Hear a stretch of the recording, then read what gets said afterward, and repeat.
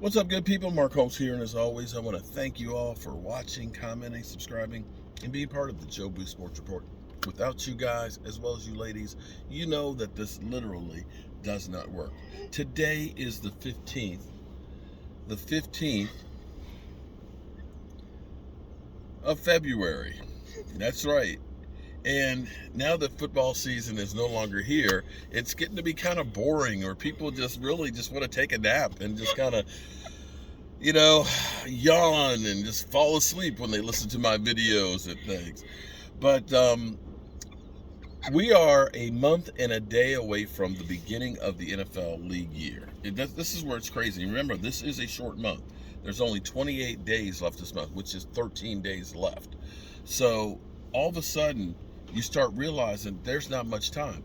We've had the discussion about Amari Cooper or whether or not he should be on the team and things. I personally think Amari Cooper has to be on the team. You know, you're hearing the pundits out there saying, well, they could let Amari Cooper go, and they've got CeeDee Lamb and they got Michael Gallop. Guys, let's be real here, okay? The problem is, yes, you can re-sign Michael Gallop, but are you confident? Are you ready to go ahead and say he's going to be a starter week one, coming off of an ACL? Let me say that again, coming off the ACL. I want you to think about Tristan Hill, who tore his knee up, early part of the season the year before. We didn't get him back until past the midpoint of the season. I believe he only played in 7 games total. So if you say, let Amari Cooper go, we are just sitting here with CeeDee Lamb. Let me say that one more time again. We're just sitting here with CeeDee Lamb. And do you know that CeeDee Lamb is, in fact, a number one? I don't know it. I mean, he's got great numbers this year in the slot, but was some of that production because Amari Cooper was taking the attention away from him, as well as, the offense being able to run the ball first half of the season. From the time that CeeDee Lamb headbutted Dak by accident, it seemed like the production went down from that point forward. And so there's no guarantees that Michael Gallup's going to be ready. I understand the philosophy on here, and maybe you end up letting CeeDee Lamb go, but you have to have something else in the plans or in the works besides just Michael Gallup. It's almost funny. It's not funny. It's actually sad when you think about Odell Beckham. Odell Beckham, non-contact, ACL tearing his knee, the same knee that he had worked on before.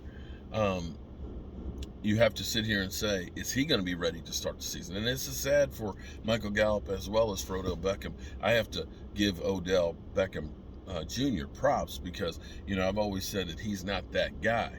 Well, apparently in the right system, right coaches, and right quarterback, and Baker Mayfield apparently is not the right quarterback to get the most out of him. I believe Odell was the 4th most productive receiver in the playoffs. Now, in the past, maybe Odell has realized that, there's less time ahead of me than behind me, and has put away some of his childish things of, I'm going to playoffs, so let me go to Miami and hang out with Justin Bieber on a boat and everything, and then come game day, let me be in Green Bay in 3-degree weather with no shirt on and shorts and look like I'm Mr. Tough Guy, and then not show up. Well, I have to say, Odell showed up in the playoffs, but he's a free agent, same as Michael Gallup, and they're having ACL surgery to fix their ACL. You just lost a whole bunch of money, especially Odell being the same knee a second time. You're not going to get those premier amounts of money, especially to start the season, because you don't know if you're going to be ready. Now, it is conceivable that you could have an Adrian Peterson type of recovery, where he was 6 months back to leading the NFL in rushing the football. But that's few and far between of guys being ready to go through there. So we'll see how ready they are to begin the season. But to me, the Amari Cooper situation, and I don't understand why the Cowboys always seem to do this, they always seem to make the players out to be the bad guys. They always seem to trash them in the media and then come back around and it's like, oh yeah, everything is hunky dory. To me, you poison the well. If you think about D-Law when he had his contract situation where it got ugly to the point where D-Law was like, you know what, I'm not getting the shoulder surgery here until after I get my contract. That led directly to his season being terrible. Had they gotten the negotiations done early on, he would have gotten his shoulder done, and who knows how that season would have worked out. And they did the same thing with Zeke Elliott. Remember Zeke who? Zeke who? Yeah, Zeke who. The crazy thing is, after you go ahead and you beat him down, you end up paying him more money than we were talking about before. So is it about trying to get the drama and everything else and the build-up and the eyes? I don't know, but it's not the way to have a great relationship with your players. It builds too much animosity, at least in my mind.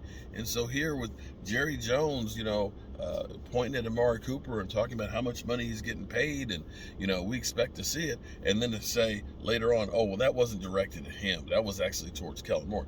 I have yet to hear anybody say anything directly about Kellen Moore's play calling. It all was Amari Cooper got to get the ball. Amari Cooper got to be doing more of this, that, and the other. If you got a problem with Kellen Moore, your boy genius, then you should be saying it's Kellen Moore. Don't sit here and make a bad relationship with the player. A player that you truly need. Because whether you look at the numbers being down, the reason why the other guy's numbers are up is because people are worried about stopping him. I remember the same conversation when people were talking about Miles Austin. In fact, Tampa Bay said Miles Austin, excuse me, not Miles Austin, Alvin Harper.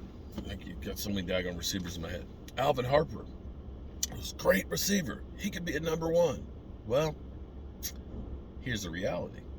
When Alvin Harper became the number one for Tampa Bay and the Washington football team, I'm so confused.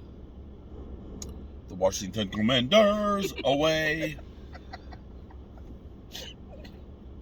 When he became the receiver for those teams and was thought to be a great wide receiver, what we found out was he was a product of the team that he was on, and having Michael Irvin out there getting the lion's share of the attention. I really hope that they go through with Amari Cooper, restructures contract. He is a great one to restructure because right now he is the least amount of money that's guaranteed on a contract. You can restructure his contract and not have a lot of pain, as opposed to say D-Laws or Zeke Elliott's. Zeke's, don't touch that contract. That thing is a poison pill.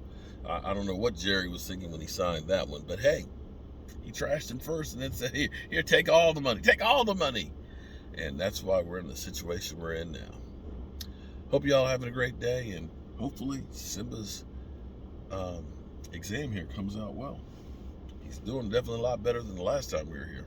So, have a great day. Peace.